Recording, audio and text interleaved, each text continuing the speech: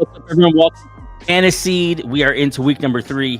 2 weeks of NFL football firmly behind us, wrapping up last night with a doubleheader Monday Night Football game. The first one, really good game. Second one, snooze fest. I can't imagine people on the East Coast staying up for that game. Like, did you stay up for it yourself?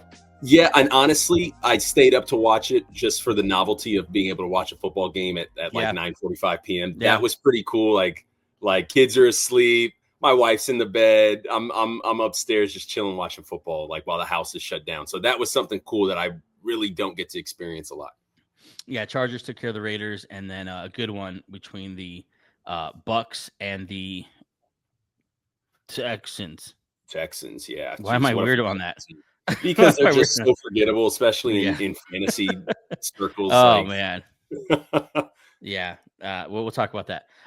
But the story, I think, of this weekend is the quarterbacks going down all over the place in week number 2 of the season. And so we're going to hopefully give you some tricks and tips about how to weather some of these storms. Some of them are just permanent and you're going to have to permanently pivot. Some of them you can maybe find a way to stream for a couple of weeks. Let's jump right into it. Let's start with Joe Burrow. And obviously this is something that we've dealt with for a while. I was even thinking like it's kind of like almost ceremonial at this point that the first player to go down for the season is going to be Joe Burrow. That's just like his spot. And here he goes. They put him on IR officially a couple minutes ago here on Tuesday, September 16th, with a grade 3 turf toe. He's going to be out at least 3 months. And so they're going to get Browning to step in. He stepped in and won the game on Sunday, but we'll see moving forward. Having to go through a backup all throughout. AJ, putting you on the spot here, but what does that do to the Chase Brown, Jamar Chase, T. Higgins, maybe even throw in Gesicki and Fant into that? What does that do for the weapons of the Bengals? Well, I'll get to the weapons in a second, but just like a few quick thoughts on this. I truly think he's out for the season. And there's a couple reasons for that. They so quickly came in with it's going to be 3 months. Right. And there's this new trend of when a player gets injured, and I don't know if it's the agents that have pushed this, they want to have the sunniest disposition type of tweet out there regarding the injury. Best case scenario goes out. That's the tweet that goes out. Right. And if best case scenario is December 14th, I mean, I don't see any situation where he comes back and plays football from December 14th to mid to early January, because this team is not in the playoffs. You know, if this is the case, what it does to the weapons. Oh, also another funny thing, this puts him in line to win comeback player of the year 3 times. 3 times. Damn. Because it's not an injury that's going to affect how he plays quarterback. He can't play quarterback this year. So, I mean, you expect him to come back next year as the same guy and win comeback player of the year for the 3rd time, that's wild. That's when I heard that. He'll win it too, because he'll be amazing when he comes back. Yeah, he'll win it. What it does for the weapons, if I'm a Jamar Chase owner, I'm not worried. I sent a monster offer to our Jamar Chase owner in our main league. Yeah, and added some extra outside of fantasy football offers. That's illegal. That's illegal. And I just got rejected. Didn't even get a message back. But yeah, if I'm a Jamar Chase owner, I am not necessarily worried as far as the volume. Touchdown equity obviously goes down a little bit, right? But I mean, Jamar Chase is still going to get 8 to 12 targets a game still, right? And he's so good after the catch that the depth of target doesn't really matter. They're just going to funnel the ball into his hands. Chase Brown, I would move down in rankings just a bit. Again, he's still the only guy there. He's the guy they trust. While this offensive line is just absolutely horrendous, you still trust him to make up for it as far as receptions in the receiving game. So Chase Brown moving down a little bit, not freaking out. T. Higgins, I don't think there's enough room for him to really be who he is where we drafted him. He's been a massive he's some people's wide receiver 1. If you went with like a Bijan Robinson in round 1 and maybe a Jonathan Taylor in round 2, right? And then you took T. Higgins in round 3, or maybe you went running back quarterback, tight end, and T. Higgins is your wide receiver one. I'm officially worried with T. Higgins. I think we brought this up. See him as a trade candidate. Maybe if the wheels just fall off, maybe the Bengals decide we need to get something out of someone and maybe get some draft picks and retool with some offensive linemen in the draft. Maybe they trade T. Higgins to a team like the Patriots, who has been willing to give any bit of money to any receiver that will take them. Right. So I'm worried about T. Higgins if he remains a Bengal this season. I just don't think there's enough in that offense to keep him putting up the numbers that we need him to do based on where he was drafted. Yeah, I think I pretty much agree with that. I think Chase Brown, just kind of lower the ceiling on all these players. Yeah. And unfortunately for T. Higgins, it was already volatile with Joe Burrow, the best passing quarterback in the league.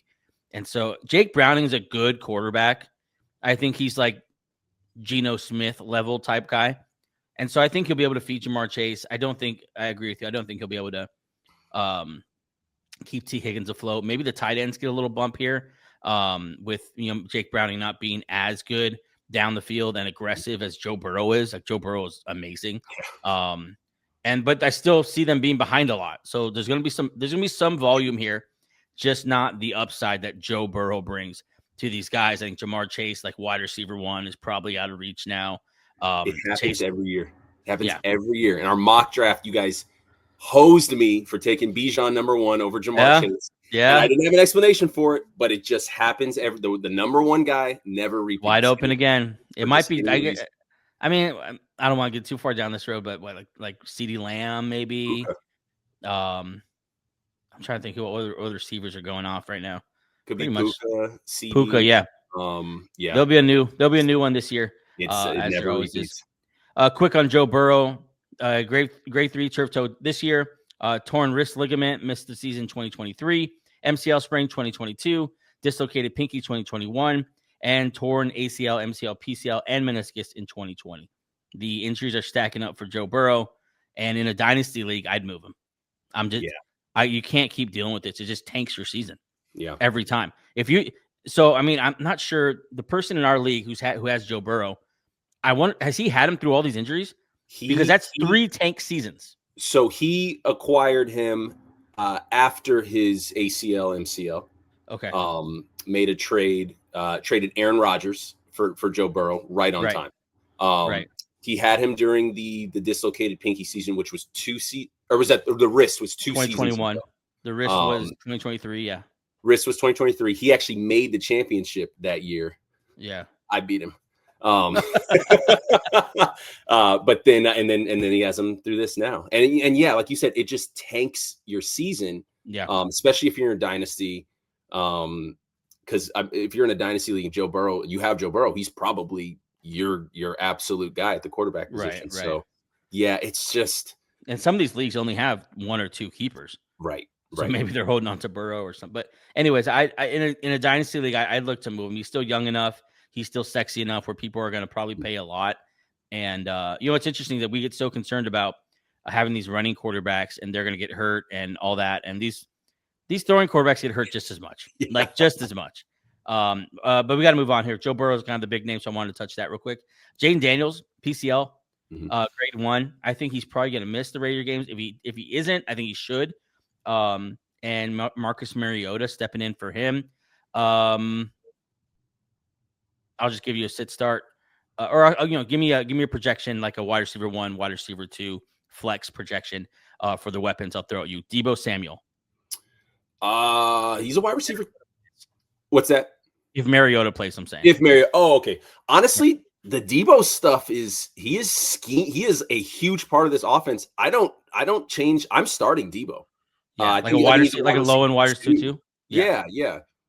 McLaurin, I wouldn't start him. No, I'm not starting McLaurin. I'm sitting him in a couple leagues, and it's not based on his talent. He held out, and we see this every year with guys that hold out. They get signed right before the season starts. It doesn't look right until it does. Doesn't directly affect Bill Croskey-Merritt, but just caps the offense in general. Definitely. That coupled with the fact that they're playing the Packers. No, the Packers? No. No, they just the Raiders. They're playing the Raiders. I I don't know. I think it lowers the ceiling for Croskey-Merritt's debut. I'd say he's like a flex option, but look to see if you have something better. JJ McCarthy, grade 2, high ankle sprain, 2 to 4 weeks. My boy is getting another shot. I'll tell you right now, if Carson can't do it with Kevin O'Connell, then he's truly finished. He's got to go the way of Kaepernick if that's the case. Where it's just nobody wants him. That being said, I think you might. I would start the Vikings. Yes, because Carson Wentz has not been a good quarterback, but he's not been an afraid quarterback. He's going to throw the ball. He's going to go throw it downfield. He's going to extend plays. And I think, and then you throw in Kevin O'Connell, and you hope that maybe he even is a little bit disciplined in this and can run an offense. I'm interested to see what Carson Wentz looks like with Kevin O'Connell coaching him. JJ Justin Jefferson, still wide receiver 1. Yeah, I mean, we've seen Carson Wentz throw a football at every angle possible. Yeah. Some of the pictures out there of him where he got a pass off are just insane. So yeah, if you have any of the Vikings guys, you got Justin Jefferson. If you've got Hawkinson, yeah. I mean, Wentz worked with Zach Ertz. Yeah, he worked with Dallas Goedert. He's a bit of a tight end guy. I'm still starting those guys.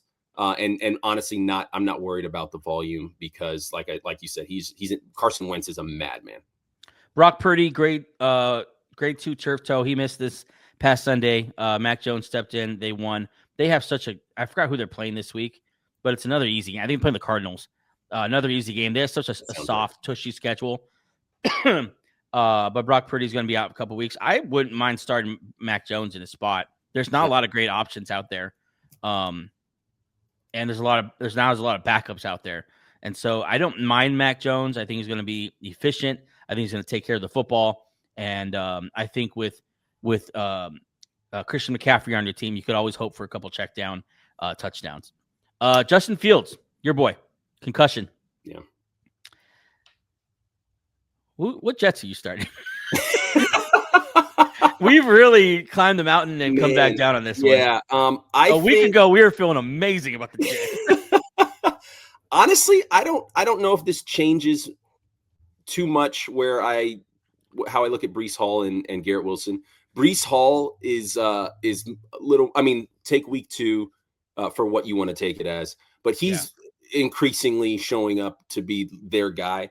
Braylon Allen had, I want to say 9% of snaps in week 2. Yeah. And then week 1, even with the percentage that he did have, he was not very impressive. Yes, he had a touchdown. I think he had 11 carries for 9 yards or something like that. Start Breece Hall. I think I'm still starting Breece Hall. And I think you're starting Garrett Wilson just for the fact of he's the only guy. He's the only guy. Tyrod Taylor. Is that the guy? I mean, Garrett Wilson's done it with Mike White. And Zach. Yeah, you're right. That's my I point. think Garrett Wilson's shown us in the fantasy world. I think Garrett Wilson has shown us that he can do it with anybody. You're doing it because probably where you drafted him. Exactly. You don't feel great about it, but yeah, you start him anyway. I wouldn't bench him for I don't know. Like a Jawan Jennings or something. Yeah, exactly. Like someone like that. You'd probably still play the better player. Josh Allen's shattered nose. That's literally what he has, a broken nose. He's not going to miss any time. Don't worry about the Bills. He came back in the game. Yeah. I'll throw in Baker Mayfield because he looked like he had about 3 season-ending injuries last night. He had the one that looked like 6 to 8 weeks until CJ Gardner-Johnson got in his face, and then he remembered who he was. I love Baker Mayfield. He saw some opportunity to talk some shit, and immediately the pain went away. We know what was scary. I think his shoe came off at one point. So when he was running, he got tackled from behind by I think Will Anderson. Yes, and it looked like his foot was flopping around. I thought, oh no! But see, that was another opportunity because Will Anderson is holding up the sack celebration, right? And you see Baker goes in his face. He's like, "We got the first down." You love Baker Mayfield. I don't think he's going to miss any time. He looked like he was hurt, and I'm watching the game with my wife's in the room. I just go out loud like, "Oh no!" Yeah. She's like, "What happened?" I'm like, I guess he's all right. Jumped up. I'm sure he's in so much pain this morning. But I also have no doubt he's going to play. I would play Baker Mayfield, and I'd play all the weapons. Definitely. they're a fun offense to watch, man. Right now, they're giving you 2 wide receivers and 2 running backs and a quarterback per game. So that's a lot of fun. We want to touch on that quarterback injury updates because across the league, it's kind of been a thing, especially through week 2. Let's, AJ, move into waiver wire ads. Go ahead and get us started with your first one. First one here is, sticking on theme, Daniel Jones. He is still owned in only 38% of leagues. People don't believe it. That's up 26% from last week. Yeah. He faced his test, the Denver Broncos. He passed the test. Did great. I have his stats right here. He threw for 316 yards. He had 1 touchdown through the air, 1 on the ground. This stuff is real with Daniel Jones. I think is this the guy that Shane Steichen has just been waiting for, and is Shane Steichen who Daniel Jones has been waiting for? Yeah. And the thing is, we've seen him do it. We've seen him do it as a rookie. We saw him do it with the first. I think that was the first year of Dable, the year they made the playoffs. He can pass the ball. Like I feel like we've just kind of in our heads put him as this guy. Like, oh, he's Anthony Richardson 2.0. He can't pass the football. Yeah, he's a running quarterback. Does he look a little goofy while he's out there? Like sometimes, Absolutely. yeah. But the supporting cast is, they're so stacked at receiver. You got Michael Pittman, you got Josh Downs, Alec Pierce. Then Tyler Warren looks great. Jonathan Taylor's killing it. So the offense is humming. After that Denver Broncos test, I don't see why you don't pick up Daniel Jones in any type of league. He's quarterback 2. We just talked about the injuries. If you're in a 1 QB league, go get Daniel Jones. And if you're in a 2 QB league and he's available, put whatever fab you can, because it's just, and I know I'm going on a rant here. It's just, you've got your top 4 guys, your Josh Allen, your Lamar Jackson, Jaden Daniels, and Jalen Hurts. Patrick Mahomes has been good for you in fantasy. After that, it's like a wasteland. Like CJ Stroud is horrible. Trevor Lawrence doesn't do anything for you on the ground, like, what we thought he could do.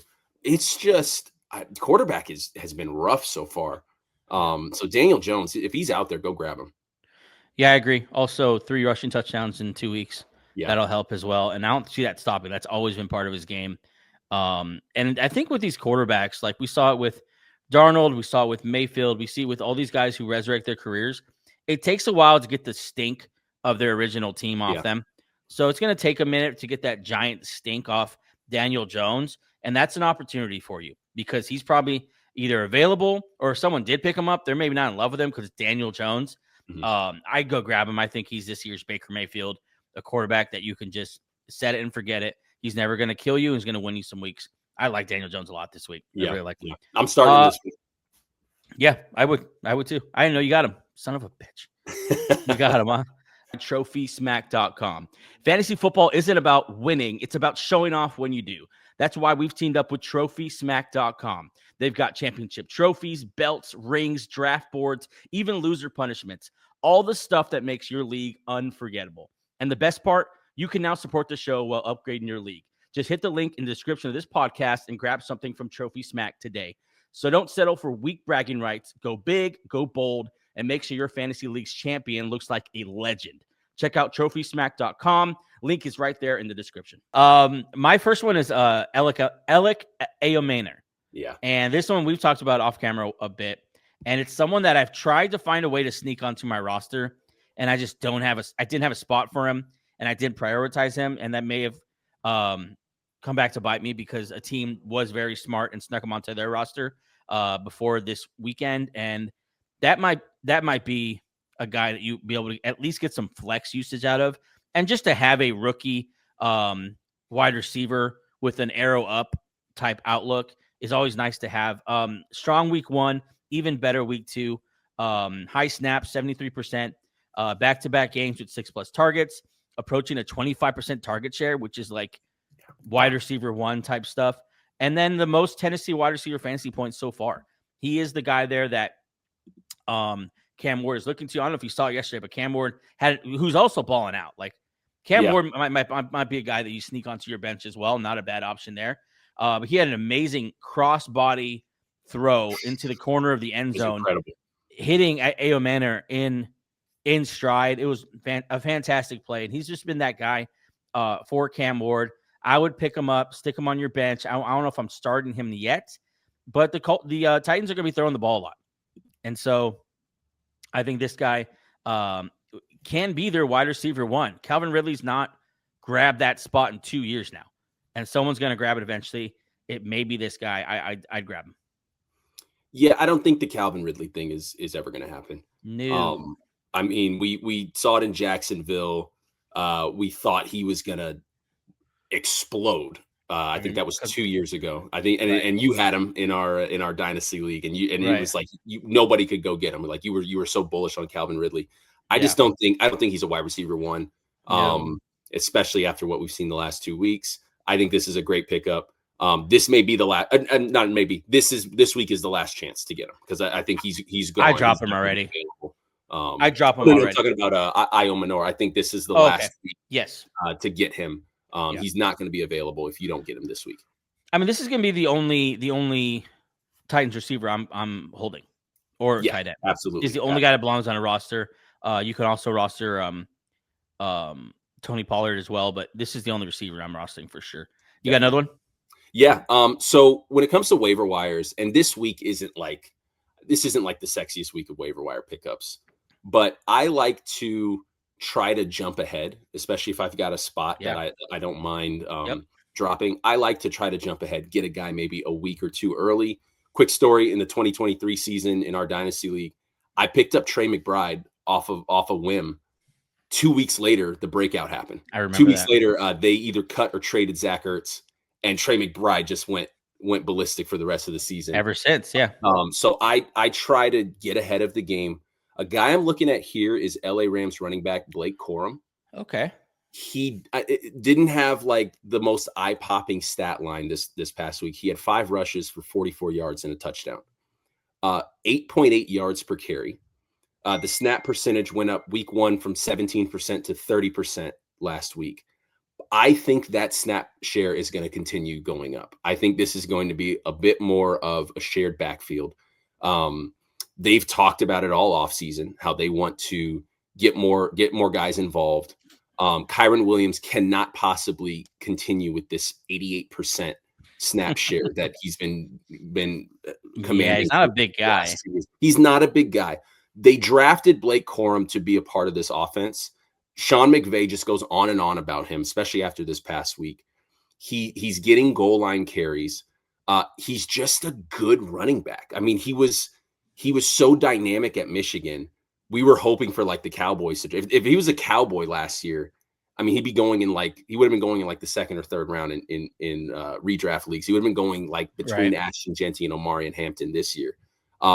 He's just a good running back in a good offense who I think is going to consistently pick up more of the share as we go. So like I said, this is a try to get ahead of the curve type of pickup, especially if it's bone dry. If just those obvious waiver wire guys are already gone in your league and you've got somebody that's droppable, don't be inactive on the waiver wire.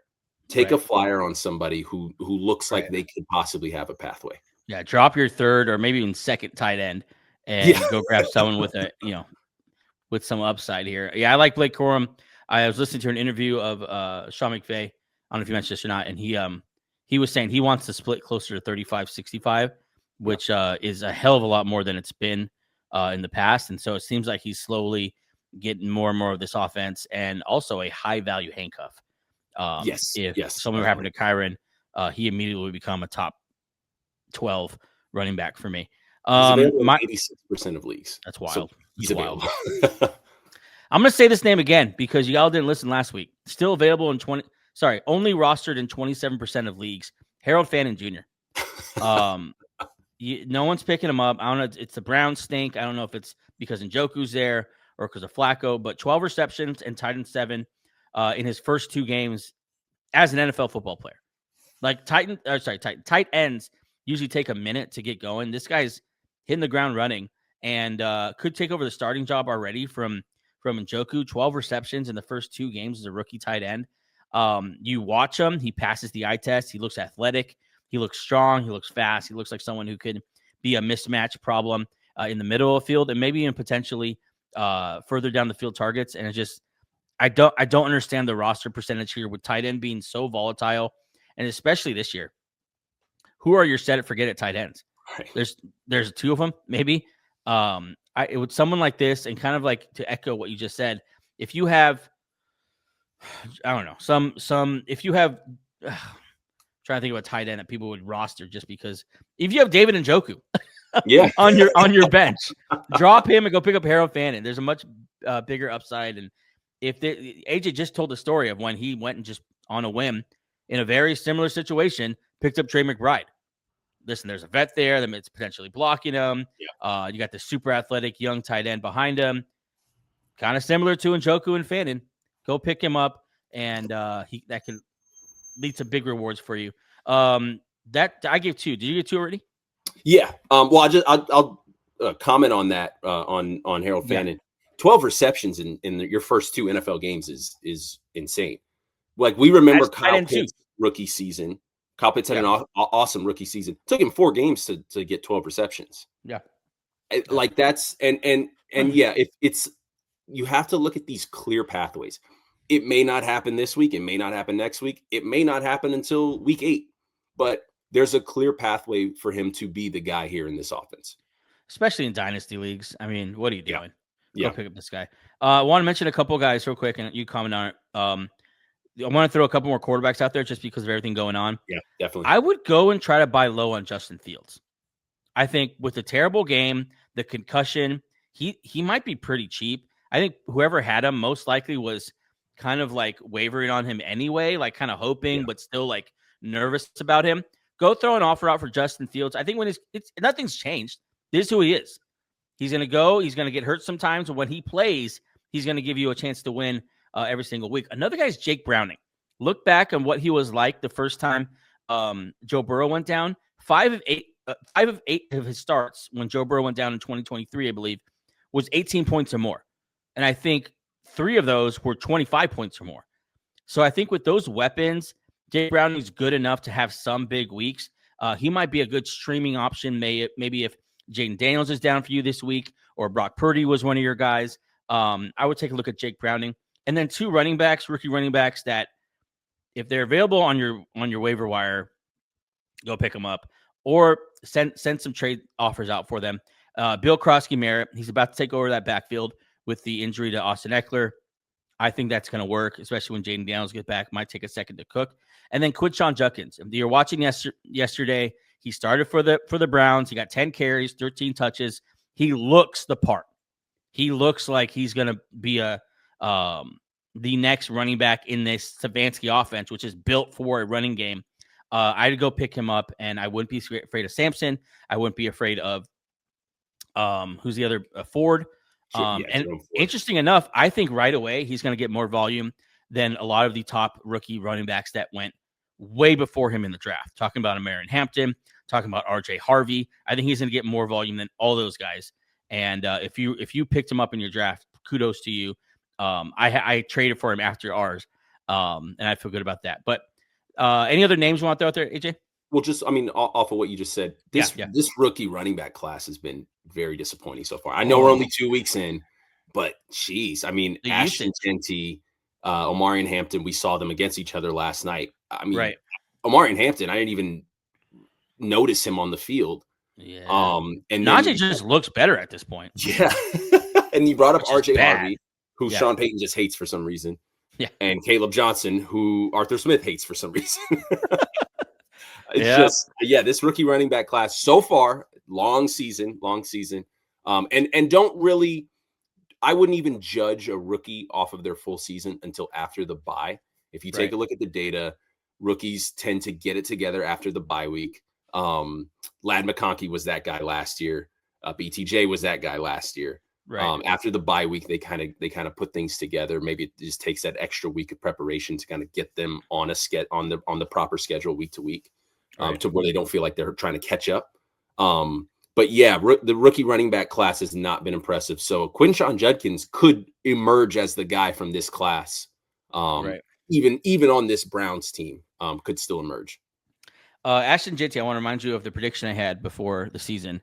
He would average less than 3.5 yards per carry, currently sitting at 30 attempts for 81 yards, That's good for 2.7 yards per carry.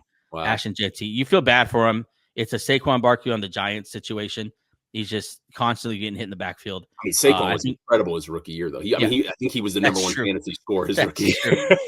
I guess my point is the talent's there. It's just situation is less than ideal. Let's move ahead here and wrap it up with studs and duds from week number 3. I'll get us started this time. And I'm not going to say that one because we have the same stud. And so I got a different stud. Okay. Mine's Davante Adams, 6 of 13 receptions to targets yesterday, 106 yards, 1 touchdown. That's good for at least 20 points, depending how your league is set up. And if you're like me, he's coming in clutch for you in your wide receiver, either 2 spot or a flex spot. 21 targets through 2 games in this Rams offense is very, very valuable as he and Stafford begin to figure it out and begin to get hopefully a little bit more efficient with these targets. I think he has 10 catches on those 21 targets. I think big games are going to keep coming as long as he can stay healthy. Davante Adams was a huge stud for me this week, not only on my team, but just someone that I think is going to come up big for a lot of people this year. Yeah, I think he's the best guy in that Terry McLaurin, Mike Evans, T. Higgins tier. None of those guys have shown up. I think he's definitely the best guy. And again, you want good players and good offenses. And there's no way that Matt Stafford and Davante Adams does not work. Right. You got one? Yeah, my stud is Rome Odunze. Dude, it's real. The breakouts here, 9 targets week 1, 11 targets week 2. He's passed up DJ Moore. Like DJ Moore, he's in the dust. He's leading the Bears wide receivers in snap share, route participation, and target volume. He's the guy. And just if things continue the way they are for the Bears, they're going to be a lot of passing situations because they're going to be down. It's not for sure. For sure. But, I mean, he's got the chemistry with Caleb Williams. They came in together as rookies. I think he's definitely the guy there. Don't overlook this. I mean, in a couple leagues, he was on my bench just based on where he was drafted. So he's not seen the bench again for the rest of the season. Start him for sure. Just to give you a taste of how good he's been through 2 games this year. If you extrapolate to 17 games, he is on pace currently for 170 targets, 111 receptions, 1,400 yards, and 26 touchdowns. So Rome Odunze, start him. Let's move into duds now.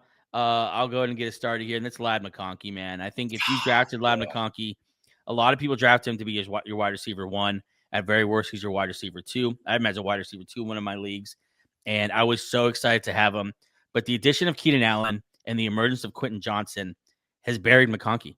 Right now, he's being outproduced by both of those guys. Wow. And it's just, I don't know if any of this is changing.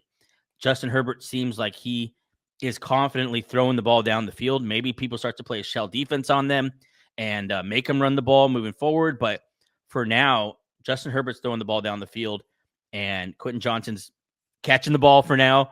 And Keenan Allen seems like he never left. You are super bummed out if you have Ladd McConkey right now, especially if you played him yesterday. He has not been good. Yeah, you're definitely bummed out. And as somebody on the flip side, I am psyched because in our dynasty league, I traded him and a bunch of crap for Jahmyr Gibbs.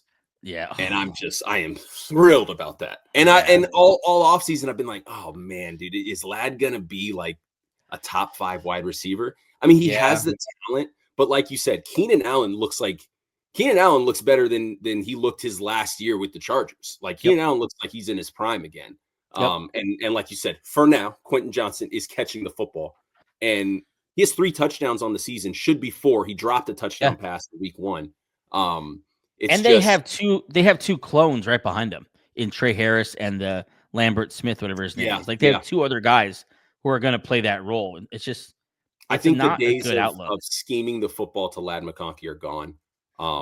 He still needs Justin Herbert is finding him when it's needed, but the way he was used last year is just it's not possible again this year.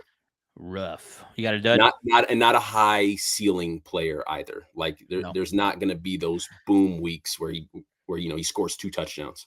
Okay, I got a thing. It's not a science, okay? And so don't kill me if you don't agree with it. It's just something that I personally believe, and that's about little receivers.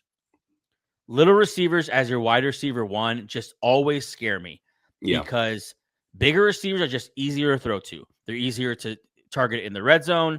They're harder to scheme out of a game defensively because they can just go up and size you.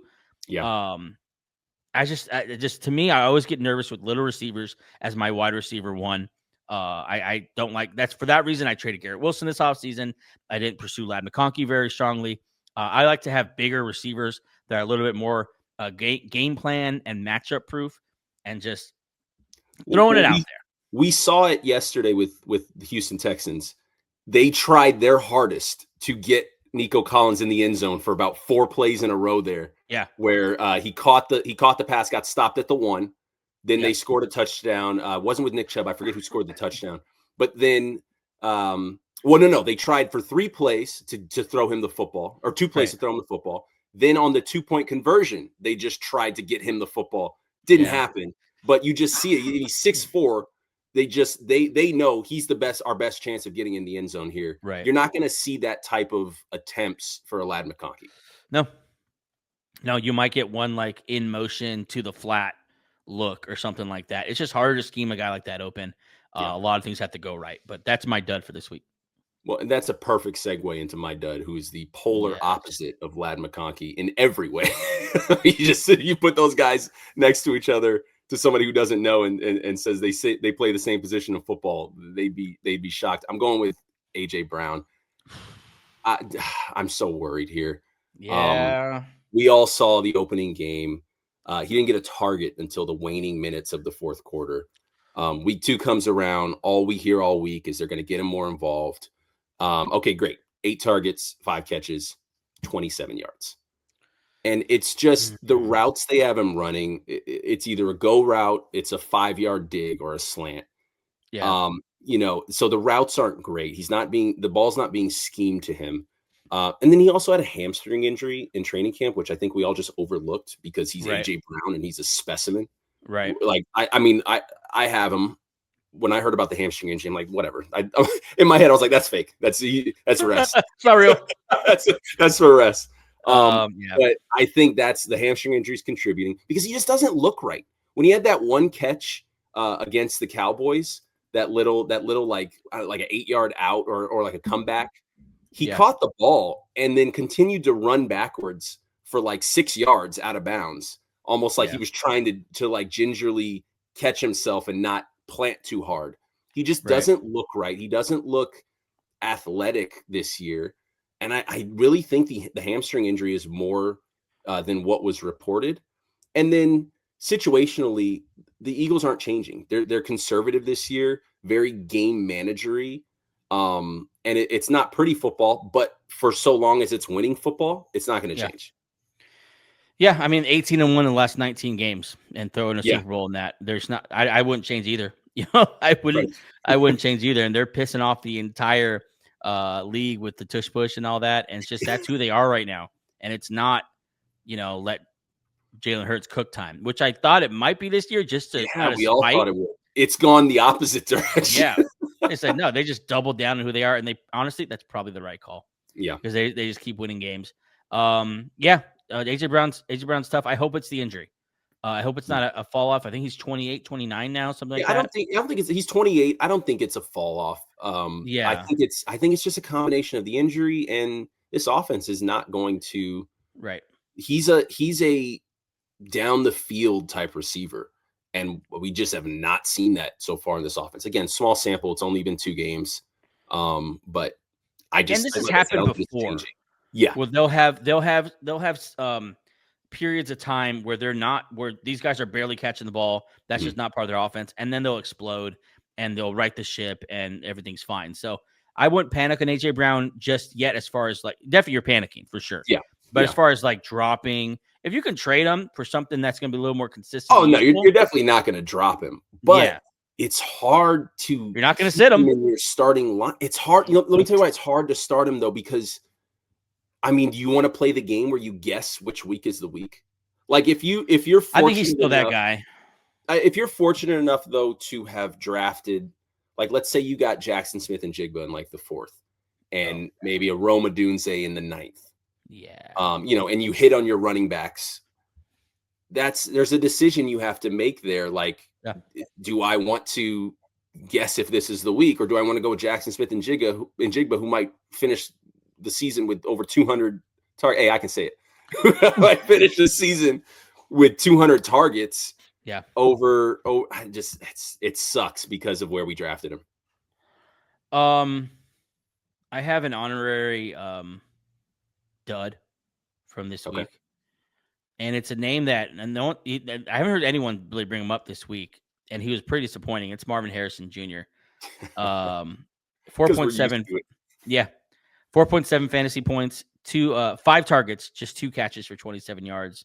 It was supposed to be the breakout. I know he had a good week last week, but just the expectations, even after a terrible season 1, we're still higher than this. I'd be nervous for this guy, because this might just be who he is. Maybe it's Kyler, maybe it's the offense, but he was definitely a dud. If you played him, he was probably your maybe wide receiver 2, possibly a flex, and he killed you there as well. And Marvin Harrison Jr. is just quickly souring for me. Yeah, I think it's a little bit of him, a little bit of Kyler, a little bit of the offense as a whole. It's just not a situation where he's going to emerge into what we thought he would be. I think the talent's there. The prospect profile was ridiculous. But yeah, when it comes to fantasy, it's not, there's no floor. Like there's no, like you look at some guys where you're like, okay, the floor is 8 targets, 5 catches, and over the middle stuff, they're gonna be 13 to 20 yard catches. There's no floor here with Marvin Harrison. Yeah. And while the ceiling is way up, you're looking at the ultimate boomer bust player. Yeah, they're in a tight one with the Panthers, and they're just not going to him. Yeah. Like, it's just how do you predict that going forward? Yeah. That's an impossible situation. So I wanted to throw him in there because I know I was hoping for a breakout from him, and I don't know if it's going to happen. And if it does happen, it's not going to happen consistently, which is also a bummer. Any other fantasy things you want to throw out there before we wrap up today's show? It's a rough quarterback year, and it's a rough tight end year. Running backs looked good. Running backs are healthy for the first time in a while, going into week 3. Chris McCaffrey's healthy. Saquon's healthy. We still no sign of Joe Mixon. We don't even know if he's alive. Chubb playing well, though. Chubb looked good. Chubb saved you a little bit, though, with that long touchdown run.